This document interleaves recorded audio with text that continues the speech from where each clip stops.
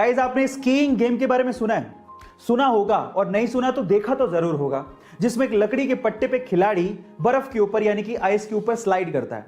अब ये एक इंडियन गेम तो नहीं है, लेकिन अगर मैं आपसे सवाल पूछूं कि वो कौन सी पहली भारतीय महिला है जिसने इंटरनेशनली भारत को पहली बार कोई पदक दिलाया हो स्कीइंग में, क्या आप जानते हैं? चलिए मैं आपको बताता हूं। उस महिला का नाम है आंचल ठाकुर, जिन्होंने 21 वर्ष की उम्र में सन 2018 में इंडिया को पहली बार स्कीइंग में कोई इंटरनेशनल पदक दिलाया, और वो भी ब्रोंज मेडल उन्होंने अपने नाम किया था। और इस पर प्रधानमंत्री मोदी जी ने उन्हें मुबारकबाद भी दी थी। गाइस, आपको ये इंफॉर्मेशन कैसी लगी चैट सेक्शन में जरूर लिखिएगा। बॉलीवुड की फिल्मों के लिए आज 100 करोड़ का बिजनेस करना कोई बड़ी बात नहीं है, लेकिन अगर मैं आपसे सवाल पूछूं कि बॉलीवुड की वो कौन सी ऐसी पहली फिल्म थी जिसने वर्ल्ड वाइड सबसे पहले 100 करोड़ के बिजनेस के आंकड़े को पार किया था, तो आप लोग क्या कहेंगे? चलिए मैं आपको इसका जवाब देता हूं। वो फिल्म थी मिथुन दा की डिस्को डांसर, जिस फिल्म ने मिथुन दा को इंडिया ही नहीं बल्कि बाहर के देशों में, स्पेशली रशिया में और चाइना में स्टार बना दिया था। चाइना में तो इस फिल्म के एल्बम को गोल्ड अवार्ड से नवाजा गया था, और वहां के नर्सरी स्कूलों में प्रेयर के साथ साथ इस फिल्म के गाने जिमी जिमी को गाया जाने लगा था। और लॉजिक ये दिया गया था कि इस गाने को गाने से बच्चों की जुबान साफ होगी और वो चाइनीज अच्छे से बोल पाएंगे।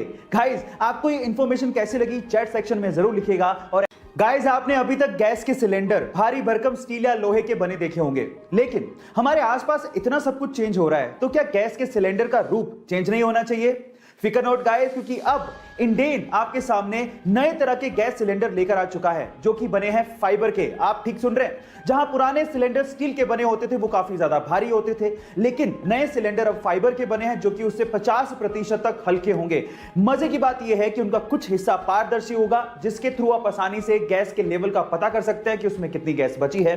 और ये आपको अलग अलग कलर्स में मिलेंगे, इसलिए रसोई में रखे हुए काफी अच्छे लगेंगे। और ये फाइबर के बने हैं, इसलिए सुरक्षित भी होंगे। गाइस, आपको फाइबर के सिलेंडर के बारे में जान के कैसा लगा चैट सेक्शन में जरूर लिखिएगा। धूम्रपान स्वास्थ्य के लिए बहुत ज्यादा हानिकारक होता है, इससे आपको कैंसर भी हो सकता है, लेकिन प्रॉब्लम तब आ जाती है जब इसकी लत लग जाती है और फिर छुट्टी नहीं है।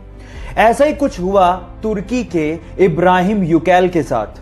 वो अपनी सिगरेट पीने की आदत को छोड़ना चाहता था, लेकिन छोड़ नहीं पा रहा था, बहुत परेशान हो चुका था। तो उसने एक तरीका निकाला। उसने हेलमेट के जैसा अपने सिर के लिए एक केज बनवाया, और जब भी वो ऑफिस जाता उस केज को पहन के जाता और उस ताले की चाबी को अपने वाइफ को देके जाता। अब चाहकर भी वो सिगरेट नहीं पी पाता, क्योंकि उस केज की चाबी एक्चुअली उसके वाइफ के पास होती थी। इस तरह से उसने अपने एडिक्शन को कम कर लिया।